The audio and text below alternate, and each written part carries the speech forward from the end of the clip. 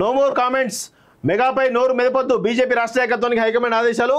ఆ కంపెనీ చేతిలో పలు కేంద్ర ప్రభుత్వ ప్రాజెక్టులు. విమర్శలతో సెల్ఫ్ గోల్ అయ్యేటువంటి ఛాన్స్. కట్టడి చర్యలకు దీనా అగ్రనాయకత్వం. ఎస్సీ వర్గీకరణ పైన ఇలాంటి ఆటలంటూ కొన్ని చూస్తారు. సో ఏలేటి మహేశ్వర్ రెడ్డి బుక్ అయ్యాడు పాపం. ఏలేటి మహేశ్వర్ రెడ్డికి వాటికి ఇచ్చినని నాకు అదే స్పష్టంగా అర్థమవుతుంది.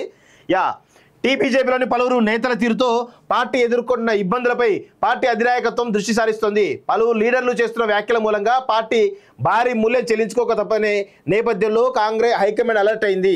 సదరు నేతలు చేస్తున్న విమర్శలు పార్టీకి సెల్ఫ్ గోల్ అయ్యేటువంటి ప్రమాదం ఉందని భావించి అధినాయకత్వం నష్ట నివారణ చర్యలు దిగింది. అందులో భాగంగానే మెగా సంస్థపై ఎవరు నోరు మెదపొద్దని అధిష్టానం నుంచి రాష్ట్ర నాయకత్వానికి ఆదేశాలు వచ్చినట్లు విశ్వసనీయ సమాచారం.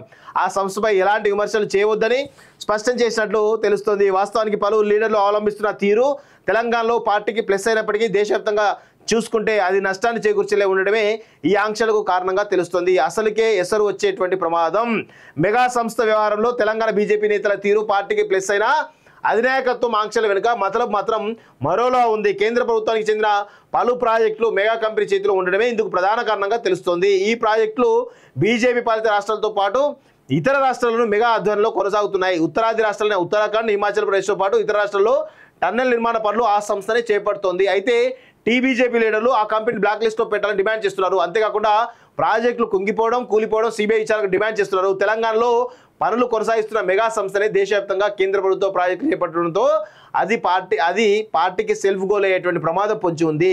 కేంద్ర ప్రభుత్వ ప్రాజెక్టులను అదే సంస్థకు ఎందుకు అప్పగించాలని కాంగ్రెస్ నేతలు ప్రశ్నిస్తే అసలుకే ఎసరు వచ్చేటువంటి ప్రమాదం ఉందని హైకమాండ్ భావిస్తోంది. అందుకే కట్టడి చర్యలకు ఉపక్రమించింది. సెల్ఫ్ గోల్ మెగా విషయంలో Bharatiya Janata party self goal చేసుకున్నట్టే కనబడతా ఉంది. ఇక ఆ వాడికి బీఆర్ఎస్కి ఆ కల్వకుంట్ల కుటుంబానికి సిగ్గు, శరం, లజ్జ, ఇజ్జతి, మానం లాంటి ఏమి ఉండవు.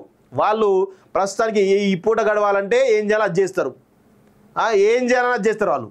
అందుకే మెగాపై చేస్తున్నారు. అసలు మెగాను పెంచిపోసింది, మెగా లాంటి విషనాగును అనకొండను పెంచిపోషించిందే బీఆర్ఎస్ పార్టీ. అది ప్రజలు తెలియదా? తెలుసు. అయినా కానీ వాళ్ళకి ఏంటంటే కాంగ్రెస్ పార్టీ పైన బురదల్లాలనేటువంటి ఒక దృక్పథం తప్ప వేరే ఆలోచన లేదు ఆ దొంగలకి, ఆ కల్వకుంట్ల కాలకీలకి. సో కనీసం ఇప్పటికైనా బీజేపీ నాయకత్వం తేరుకుంది.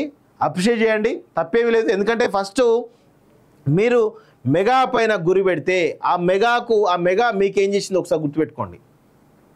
అది తెలుసుకుంటే బాగుంటుంది. ఏది లేదు ఊకదుంపుడు ప్రసంగాలు చేస్తూ అది చేస్తూ ఉంటాను. నాకు తెలిసి ఇండైరెక్ట్గా ఏలేటి మహేశ్వర్ రెడ్డికే ఇది దెబ్బ, ఈ వార్నింగ్ అంతా.